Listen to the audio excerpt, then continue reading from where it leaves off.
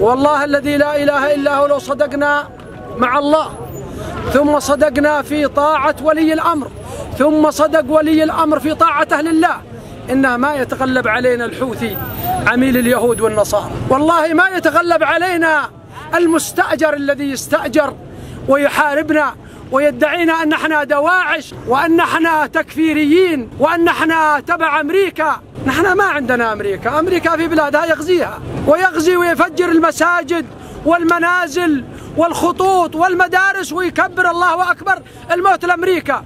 والله أنه حامي السفارة لأمريكا وأنه ساكن في أمريكا. الله مع الحق والشيطان مع الباطل، فأهل الشيطان وجماعة الشيطان مدحورين مغلوبين مهزومين، وجماعة الحق منصورين بإذن الله. فنحن نعتبر مارب وما حوله ما هي إلا مقابر لهم وحصدا لهم، ووالله ما خرج عليه من رجال الحق إلا يمكن 10%، وباقي له 90 متربصين له، وإذا خرجوا عليه ما يبقى له إلا اللعنة في الأرض. فنحن نبلغه إنه يعود ويتوب إلى الله ويرجع إلى صفوف المسلمين ويتقي الله في أبناء المسلمين. ما وردهم من الصين، أبناء اليمن ما وردهم من اليابان، يغرر بأبناء اليمن ويقتلهم في صفه ويقتل أخوانهم في الصف الآخر، ثم يقتل الطرفين ومن الضحية أبناء اليمن. فيعود ويتوب إلى الله ويرجع إلى صف اليمنيين ويتوب إلى الله من العمالة والكذب على الله ورسوله